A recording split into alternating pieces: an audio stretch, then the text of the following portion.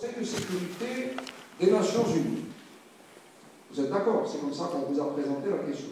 C'est l'ONU, c'est le Conseil de sécurité, c'est la légalité internationale, et l'OTAN intervient comme bras armé. Donc l'OTAN intervient comme bras armé de l'ONU. Et la France a été à la pointe, le vecteur de cette intervention. Et pourquoi intervient-on? Nous dit-on parce que M. Kadhafi menaçait d'exterminer son peuple. Vous vous souvenez? Oui. Donc, un tyran qui menace d'exterminer son peuple. Alors, il est vrai qu'il y a eu, de la part de Kadhafi et des siens, des déclarations dont le moins qu'on puisse dire était qu'elles étaient excessives et imprudentes, et qui ont offert à ceux qui voulaient en découdre avec lui depuis très longtemps le prétexte d'une intervention armée. Alors reprenons la question du droit international et de la couverture onusienne. Alors je sais que vous êtes plutôt des scientifiques, mais il est important que vous ayez une approche juridique des problèmes, surtout quand il s'agit de problèmes internationaux. L'OTAN est intervenue en se fondant sur le chapitre 7 de la Charte des Nations Unies. Alors, je ne vais pas être très technique. Chapitre 7, qu'est-ce que ça veut dire? C'est l'autorisation d'intervenir par la force armée contre un État qui menace la paix et la sécurité internationale. Voilà. Le chapitre 7 donne la possibilité à la communauté internationale d'agir militairement contre un État qui menace la paix et la sécurité internationale. Mais, pour ce faire, il y a des conditions juridiques. Le chapitre 7 prévoit que le Conseil de sécurité, qui est composé de 15 membres, doit voter la résolution à une majorité de 9 membres sur 15. Vous me suivez toujours? Donc, 15 membres du Conseil de sécurité, et une résolution dans le cadre du chapitre 7 doit être adoptée par 9 des 15 membres du Conseil de sécurité. Adoption par 9 des 15 membres. Autre chose, adoption par 9 des 15. Parmi les 15 membres du Conseil de sécurité, 5 sont des membres permanents qui disposent de droit de veto. C'est-à-dire, s'ils disent non, la résolution ne peut pas être adoptée. Ces 5 membres sont les États-Unis, la Russie, la Chine, la Grande-Bretagne et la France. Donc, c'est ce qu'on appelle le droit de veto. Il suffit qu'un membre permanent du Conseil de sécurité dise non pour que la résolution n'ait aucune existence. Et il y a 10 membres du Conseil de sécurité qui sont non permanents, qui sont renouvelés tous les 2 ans et qui sont désignés par l'Assemblée générale des Nations Unies. Parce qu'à l'ONU, vous avez 2 instances. Vous avez l'Assemblée générale des Nations Unies, par exemple, imaginez que c'est vous représentez les États de la planète. Chaque État a droit à un siège. Un État, un siège, une voix. Alors qu'au Conseil de sécurité, c'est là que les décisions les plus importantes sont prises, et là, il y a les 5 membres permanents qui ont un droit de veto. Donc, il faut le vote affirmatif des 5 membres permanents du Conseil de sécurité, parmi les 9 qui votent une résolution. Donc une résolution, je le répète, du Conseil de sécurité est censée être adoptée si elle obtient la majorité de 9 voix sur 15, et dans les 9 voix, il faut les 5 voix, le vote affirmatif, je cite la charte, le vote affirmatif des 5 membres permanents du Conseil de sécurité. Vous me suivez toujours? Oui.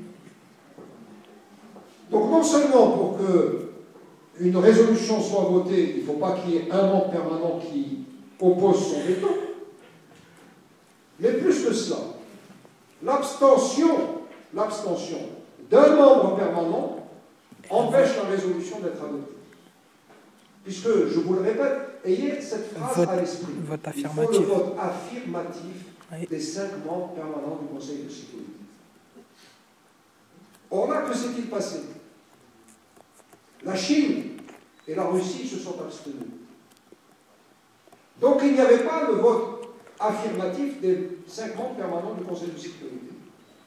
Donc juridiquement, et c'est pas autorisé. du pinaillage, hein, juridiquement, la résolution n'a pas été votée dans les conditions prévues par la charte. Alors on a fait comme si de rien n'était, on a fait comme s'il y avait eu un vote affirmatif des relations internationales quand on a une volonté d'intervenir militairement dans un endroit. Après, on habille juridiquement les motifs inavouables. Les motifs inavouables, c'est que la Libye contient des réserves fabuleuses de pétrole et de gaz.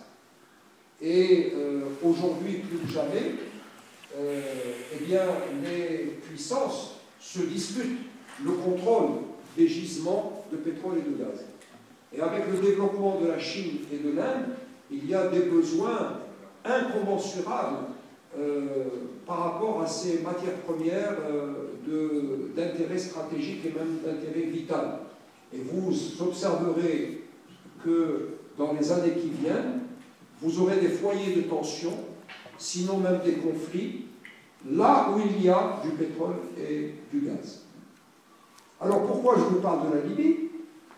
C'est parce que l'intervention de l'OTAN dans une guerre civile, parce que ça aussi c'est une deuxième dimension qui est fondamentale et que vous devez avoir à l'esprit, c'est que on vous présente les choses de façon simpliste, hier comme aujourd'hui. Hier pour la Libye, aujourd'hui pour la Syrie. Qu'est-ce qu'on vous dit? On vous dit un tyran qui extermine ou qui massacre son peuple. Les choses sont beaucoup plus compliquées que cela. En réalité, en Libye comme en Syrie aujourd'hui, il s'agit d'une guerre civile. C'est-à-dire qu'en Libye comme en Syrie, vous avez, que ça plaise ou non, mais si vous n'identifiez pas la vraie nature d'un problème, vous risquez de complètement vous fourvoyer. Identifier la vraie nature d'un problème concernant la Libye comme la Syrie, c'est d'identifier ces problèmes comme étant des guerres civiles. C'est-à-dire qu'on a des régimes qui disposent, malgré leur nature dictatoriale, qui disposent d'une clientèle, qui disposent d'un soutien parmi une partie de la population du pays concerné. Kadhafi avait une clientèle, avait une base sociale, avait des soutiens, bien qu'étant un régime dictatorial. Et c'est la raison pour laquelle, malgré des frappes massives de l'OTAN, en particulier de la France, pendant près de 7 mois, eh bien, Kadhafi et son régime ont tenu tout ce temps. S'il ne s'agissait que d'un régime isolé par rapport à sa population, eh bien, il n'aurait même pas été nécessaire que l'OTAN intervienne aussi massivement. Il aurait suffi d'armer le peuple qui se serait soulevé contre un tyran. Or, le cas de figure n'est pas celui-là. Le cas de figure, c'est celui d'une guerre civile. Donc, malgré les frappes massives de la France, il a fallu 7 à 8 mois pour venir à bout du régime de Kadhafi. Donc, c'était bien une guerre civile. La conséquence, pourquoi je vous parle de ça alors que vous m'avez invité pour vous parler du Mali? Mais la conséquence directe de ce qui s'est passé en Libye, c'est que tout a été démantelé et les arsenaux de Kadhafi ont été grands ouverts et se servaient qui voulait bien se servir. Or, Kadhafi avait accumulé au cours des 42 années de son règne des quantités d'armements fantastiques, de toutes sortes, depuis des armes lourdes, jusqu'à des missiles sol-air, jusqu'à des roquettes, etc., des kalachnikovs. Et c'était ouvert. Qui s'est servi? Eh bien, d'abord les milices libyennes, qui se sont battus contre son régime et qui sont aujourd'hui armés jusqu'aux dents. Il y a des dizaines et des dizaines de milices libyennes il n'y a plus d'État libyen, il n'y a plus d'autorité centrale. Et quand vous allez en Libye, vous débarquez à l'aéroport de Tripoli, pour aller de l'aéroport à la ville de Tripoli, vous devez passer des barrages qui sont tenus par 6 milices différentes. Vous êtes rackettés ailleurs par des milices, chacune conserve le contrôle d'une partie, d'une parcelle du territoire, qui lui sert de monnaie d'échange pour obtenir une partie des richesses tirées du pétrole et du gaz. Mais plus grave que cela, donc la Libye en tant qu'autorité centrale, en tant qu'État, a été détruite, mais plus grave que cela, les Touaregs, qui étaient les alliés de Kadhafi, se sont servis dans les arsenaux grands ouverts. Une partie des armements de Kadhafi est passée entre les mains de Al-Qaïda au Maghreb islamique.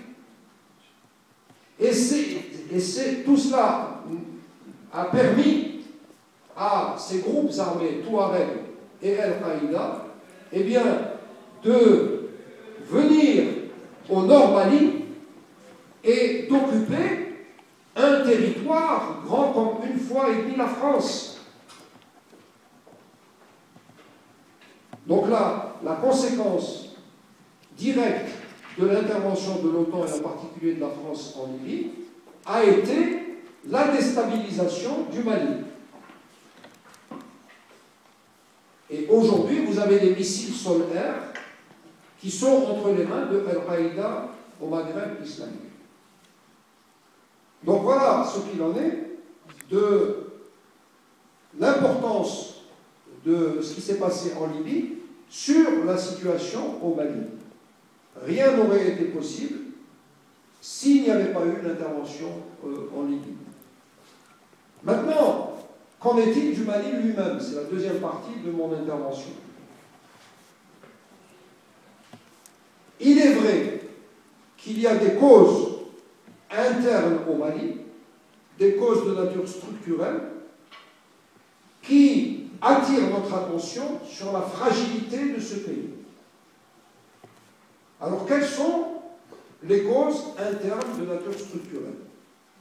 Comme vous le savez, le Mali, c'est un pays qui est grand comme 2 fois et demi la France. C'est un pays qui est peuplé. L'État, qu'est-ce que c'est? C'est un concept. C'est un concept. Vous ne pouvez pas aller prendre une tasse de thé tout à l'heure avec l'État. N'est-ce pas? Donc c'est un concept. Et en même temps, c'est un mode d'organisation administrative et politique d'une communauté vivant dans le cadre d'un territoire bien délimité. Donc, je répète, l'État, c'est un concept et un mode d'organisation administrative et politique d'une communauté vivant sur un territoire bien déterminé. Rien de cela n'existe en Afrique. Ajoutez à cela qu'il y a toujours eu, depuis les indépendances, des contradictions entre le nord du Mali et le sud du Mali. Pourquoi? Parce que quand la France a octroyé l'indépendance à ces pays, elle a donné l'essentiel du pouvoir aux gens du sud. Alors que les gens du nord, qui ont toujours été, entre guillemets, rebelles à la colonisation, qui se sont toujours révoltés contre la colonisation, n'ont pas accepté cette répartition des pouvoirs au sein de ce Mali devenu indépendant en 1960.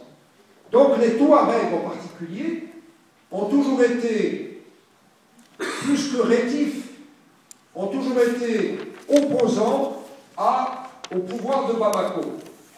Et dans ce cadre, l'Algérie a eu à jouer le rôle de médiateur à plusieurs reprises entre le pouvoir central, entre guillemets, pouvoir central au Mali, et les Touaregs qui régulièrement prenaient les armes et se révoltaient contre le pouvoir de Bamako.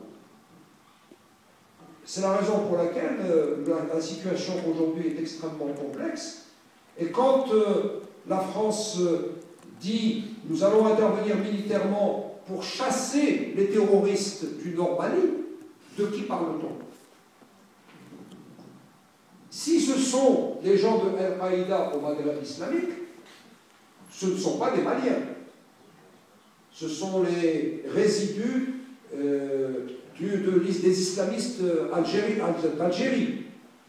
Mais si on englobe dans le terme terroriste les Touaregs, que ce soit les gens du MNLA, le Mouvement National de Libération de l'Azawad, ou les gens de Ansar-Din, ce sont des gens qui sont chez eux, au Nord Mali. On n'a pas à les chasser, on a à discuter avec eux et à essayer de les séparer de Al-Qaïda au Maghreb islamique. D'ailleurs, c'est ce qu'a essayé de faire l'Algérie avant l'intervention de la France. L'Algérie, qui connaît bien le problème des Touaregs, parce qu'il y a des Touaregs aussi en Algérie. Donc l'Algérie, qui connaît bien le problème et qui s'en occupe depuis les années 60, avait une approche beaucoup plus subtile qui consistait à obtenir le résultat suivant: séparer les Touaregs de Al-Qaïda au Maghreb islamique. Et c'était une approche très fine. Pourquoi? Parce que d'un point de vue tactique et stratégique, si vous créez la discorde au sein de ces acteurs qui conjoncturellement se sont alliés, vous les affaiblissez. Donc vous dites aux Touaregs, vous êtes chez vous au Mali, essayons de trouver un compromis politique avec Bamako qui vous permettrait d'être reconnu dans votre dignité, d'être reconnu dans vos droits, et séparez-vous des terroristes de Al-Qaïda au Maghreb islamique. C'est ce que l'Algérie était en train d'essayer de faire quand la France a décidé de ne pas attendre les échéances qui étaient fixées et que je vous ai signalées tout à l'heure, c'est-à-dire que les troupes de la CEDEAO montent en puissance, deuxième semestre 2013, intervention des troupes de la CEDEAO et opération de libération du Nord Mali, puis opération de maintien de la paix. Alors la France est intervenue en disant ceci: les terroristes menacent Bamako. Et nous dit-on, la preuve, c'est qu'il y a 200 pick-up, 200 4x4, bourrés d'hommes armés jusqu'aux dents, et qui foncent vers le sud. Ils sont partis du nord, qu'ils occupent depuis un an, et ils foncent vers le sud, et leur objectif, c'est de prendre Bamako. C'est peut-être vrai, c'est peut-être un prétexte. Parce que 200, vous imaginez, 200 pick-up, 200 4x4, dans le désert, on n'a pas vu une seule photo satellite. On n'a pas eu la moindre preuve de l'existence de ces 200 4x4 pleins d'hommes armés jusqu'aux dents. À supposer que cela fût vrai, il est extrêmement facile d'arrêter par une intervention aérienne des 4x4 dans le désert, exposés aux tirs des hélicoptères et des chasseurs. Donc, je suis assez dubitatif sur la raison que la France a donnée d'intervenir toute seule, avec l'espoir que les partenaires de l'Union européenne la rejoindraient. Or, en réalité, les partenaires européens n'ont pas du tout rejoint la France, qui s'est retrouvée toute seule au Mali. Hormis l'apport de 2000 hommes que M. Idriss Déby, président du Tchad, a envoyés aux côtés des troupes françaises. Or, en Afrique, il faut savoir que quand on vous parle des armées africaines, c'est un mythe. J'ai travaillé, et je travaille depuis 40 ans sur les armées africaines. Si vous imaginez qu'il existe des armées dans chaque pays d'Afrique qui sont des structures organisées, disciplinées, entraînées, équipées, etc., c'est une illusion. On a vu la vidéo. Il n'y a pas de vraie armée africaine. Ou alors ce sont des armées de pronunciamento. Ce sont des armées de coup d'État. Bien sûr, elles sont capables d'encercler le palais présidentiel de bloquer l'aéroport et de prendre le pouvoir. Ça oui. Mais, tant bien que mal, essaye d'accompagner les troupes françaises actuellement. Donc vous voyez que le problème du Mali est un problème extraordinairement complexe. Ce n'est pas parce qu'on aura récupéré le Nord Mali que l'on va régler le problème du Mali. Après, il y aura des problèmes entre les Maliens eux-mêmes, avec oui ou non la volonté de vivre ensemble, et il peut y avoir volonté de vivre ensemble que si il y a reconnaissance de la dignité de chaque composante de cette population. Je ne veux pas parler du peuple malien, de cette population qui vit dans ce qu'on appelle le Mali, avec une répartition du pouvoir et des richesses. Parce qu'il y a de très grandes inégalités dans les répartitions des richesses qui existent. Savez-vous, mes chers amis, que le Mali est le troisième exportateur du monde d'or, après l'Afrique du Sud et le Ghana? Que le Mali est un pays riche au plan agricole. Il répond à ma question, je crois. Que depuis 2012, il y a une firme multinationale canadienne qui explore un gisement d'uranium au Mali.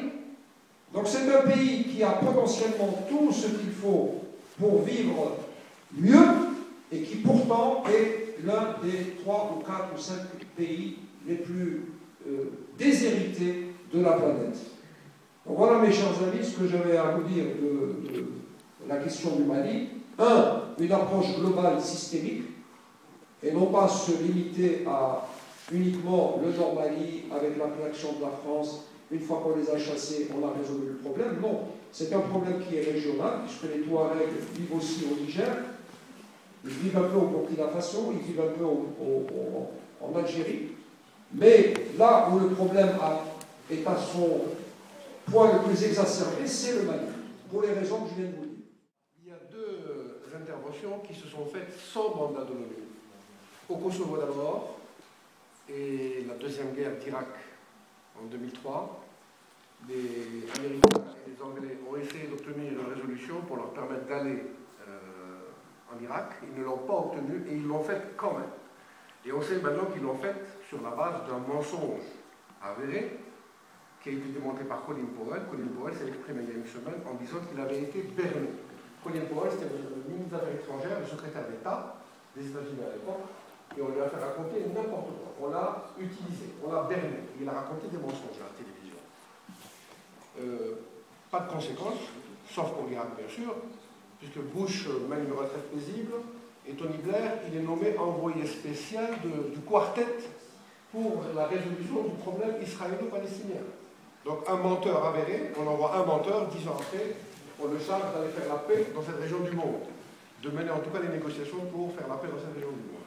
Qu'est-ce que ça t'inspire sur l'évolution du droit dans le monde d'aujourd'hui? Alors, mes chers amis, ça c'est une question de fond. Je peux vous choquer, mais en même temps vous éclairer. Il n'y a pas d'autre vérité que celle des rapports de force dans les relations internationales. Tout simplement. Si vous n'admettez pas cette vérité, vous resterez sur un petit nuage rose et vous passerez votre vie à être déçu. Dans les relations internationales, seuls les rapports de force comptent.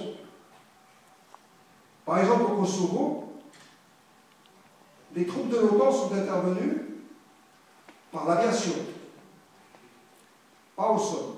Après, il y a eu une présence au sol, mais l'intervention contre les troupes de Milosevic, c'était dans un contexte très très particulier. 600 à 700 000 civils du Kosovo ont été chassés de leur pays, de leur terre, de leur ville, de leur village, par M. Milosevic. C'est dans ce contexte-là que l'OTAN est intervenue, sachant qu'auparavant, on a laissé le même Milosevic massacrer les Bosniaques, assiéger Sarajevo, bombarder quotidiennement Sarajevo sans que la communauté internationale n'intervienne.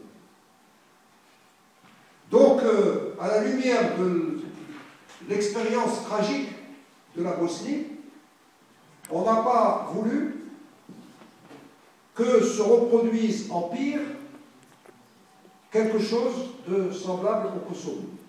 C'est pour ça que l'OTAN est intervenue sans approbation du Conseil de sécurité de l'ONU. Pourquoi? Parce que les Russes, qui sont des Slaves, et qui sont des chrétiens orthodoxes,